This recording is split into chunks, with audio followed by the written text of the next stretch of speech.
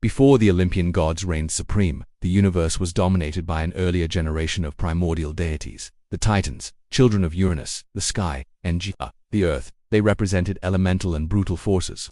Among them, the most prominent and feared was Cronos, the Titan of harvest. He ascended to power violently, castrating his own father, Uranus, with a flint sickle, freeing his siblings who had been imprisoned by Uranus in Tartarus. This ascent to power, marked by betrayal and parricidal violence, would establish a dark pattern for Cronos' reign. Cronos, now the sovereign of the cosmos, married his sister Rhea, the Titaness of maternity. Together they begot the first generation of gods who would become the future Olympians: Hestia, Demeter, Hera, Hades, and Poseidon. However, Cronos' reign was haunted by a terrible prophecy echoing his own father's fate. Uranus, in his dying breaths, had cursed Cronos, prophesying that he too would be dethroned by one of his own children. Consumed by fear and paranoia that the prophecy would come true, Cronos made a drastic and horrifying decision. As Rhea gave birth to each of his children, Cronos devoured them whole immediately after birth, swallowing them to ensure they could never challenge his power. One by one, Hestia, Demeter, Hera, Hades, and Poseidon were swallowed by their father, destined for a grim existence within his stomach. Rhea, the Titan mother, suffered immensely from the loss of her children, watching them disappear into Cronos' maw. Determined to save at least one of her offspring and to break the cycle of violence and usurpation, she sought help from her parents, Gaia and Uranus, who advised her on a plan to deceive Cronos. When Rhea was about to give birth to her sixth child, she secretly traveled to the island of Crete. There, in a hidden cave on Mount Ida, or, in some versions, on Mount Dicte, she gave birth to Zeus. To protect the newborn from Cronos' voracity, Rhea wrapped a stone in swaddling clothes and presented it to Cronos, who, unsuspecting, swallowed the stone, thinking it was his son. Zeus was then raised in secret in Crete, far from his father's watchful eyes. He was nourished by nymphs, such as Adrastea and Ide, and fed with the milk of the goat Amalthea. The Crete's mythical warriors danced and clashed their shields to muffle the baby's cries, ensuring Cronos would not hear him. Meanwhile, in Cronos' belly, his brothers and sisters awaited, unaware of the fate that awaited them, and of the champion who was growing to free them and start the greatest war the cosmos had ever witnessed. The seed of rebellion had been planted, and the era of the Titans was about to face its greatest challenge. Cronos, the mighty Titan of harvest, believed he had cheated fate by swallowing the stone wrapped in cloths, thinking it was his newborn son. However, the true Zeus was safe in Crete, growing in secret, far from his father's watchful eyes. Raised in a hidden cave on Mount Ida, he was nourished by loving nymphs, like Adrastea and Ide, and fed with the nutritious milk of the divine goat Amalthea. As Zeus matured, he grew in strength and cunning, a young god with a monumental destiny. He was not just a rebel by nature, he was the instrument of his father's tyranny.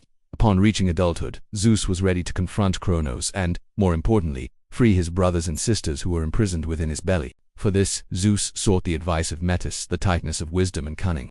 She gave him a potion, a powerful emetic, and instructed Zeus on how to administer it to Cronos. The plan was audacious and relied on the Titan's gullibility.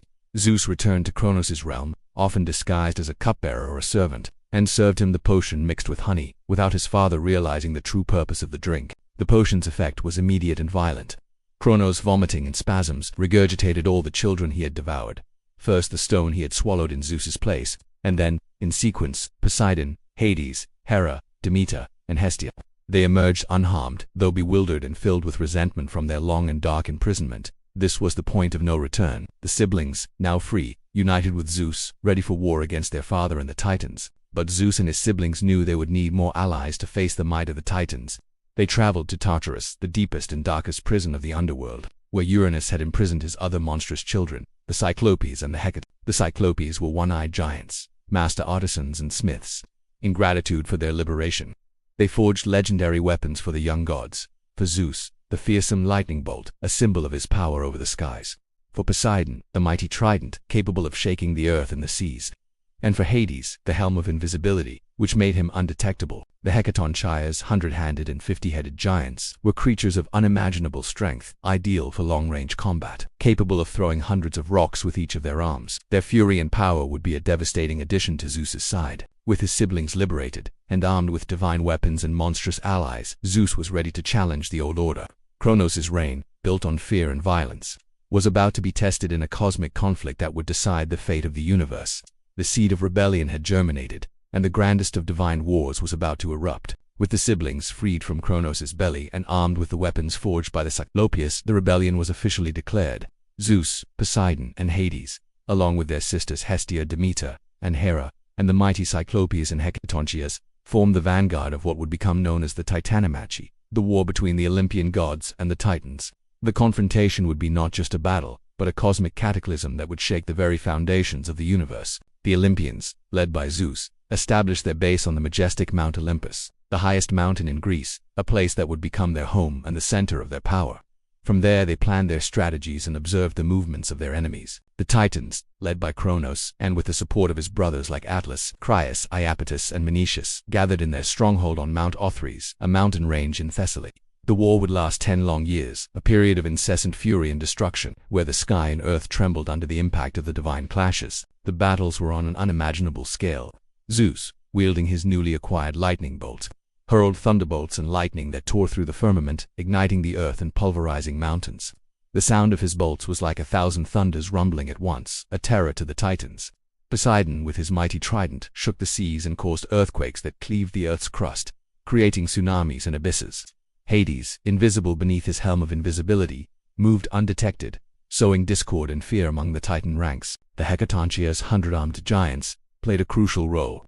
In their fury, they tore entire rocks from the mountains and hurled them against the Titans with devastating force and incredible precision, blocking their advances and causing panic in their formations. The Cyclopes, in addition to forging the weapons, also participated in the combat, using their brute strength. On the Titan side, Cronos led with his scythe, the same instrument he used to dethrone Uranus. Atlas, in particular, was a formidable force, a tireless warrior who led the Titan attacks against Olympus. The battle was fought on all planes, from the sky to Tartarus, with shockwaves that shook the very cosmos. The war was not just a clash of brute force, but also of cunning. The Olympian gods, despite being the younger generation, were more cohesive and strategically intelligent. They had the element of surprise from the liberation of the Cyclopes and Hecatoncias, and unity under Zeus's decisive leadership, contrasting with the more autocratic and less unified leadership of the Titans. The climax of the Titanomachy came when Zeus, in an act of supreme power, and with the help of his allies, finally managed to overthrow Cronos. The Titans, overwhelmed by the combined might of the Olympians and their monstrous allies, were defeated. It was a costly but complete victory. The old generation of gods was subjugated by the new. After the victory, the defeated Titans were banished to the depths of Tartarus, the darkest prison of the underworld, where they would be guarded by the Hecatoncias for all eternity. Only a few Titans who remained neutral or who helped the Olympians, like Oceanus and Themis, were spared. Atlas, for his leadership in the Titan forces, received a special and eternal punishment. He was condemned to carry the sky, or the weight of the world, on his shoulders for all eternity, a symbol of his lineage's heavy defeat. The Titanomachy marked the end of the age of the Titans and paved the way for a new cosmic order. The old god had been overthrown, and the young gods, now victorious, were ready to establish their own dominion and shape the universe in a way that would echo throughout Greek mythology and profoundly influence the ancient Greeks' conception of the world. With the Titans defeated and imprisoned in the abyssal depths of Tartarus, guarded eternally by the Hecatoncias, the new generation of gods, the Olympians, emerged as the undisputed sovereigns of the cosmos. The long and brutal Titanomachy had come to an end, and the universe clamored for a new order, a power structure that would replace the chaotic tyranny of the Titans. The three main brothers, Zeus, Poseidon, and Hades, who had led the victory, agreed to divide dominion over the universe among themselves by lot, thus avoiding a new power struggle among them. This division sealed their destinies and established the spheres of influence that would define their identities and roles in Greek mythology. Zeus, the youngest, but the most powerful and the leader of the revolt, drew the lot to become the lord of the sky and the lightning. He established his throne on the summit of Mount Olympus, a majestic place that became their home and the center of the gods' power. As king of the gods, Zeus assumed the responsibility of maintaining cosmic order, justice, and law among gods and mortals. He became the supreme arbiter, the father of gods and men, and his lightning bolt, forged by the Cyclopes, was the symbol of his unquestionable power. Poseidon drew the lot to govern the seas, oceans, and earthquakes. With his trident, he controlled maritime storms, created islands, and caused tremors on land. His underwater palace, made of coral and pearls, reflected the vastness and mystery of his aquatic realm. Although powerful, Poseidon maintained a latent rivalry with Zeus, and his volatile temper often caused fury in the oceans. For Hades, fate reserved dominion over the underworld, the realm of the dead.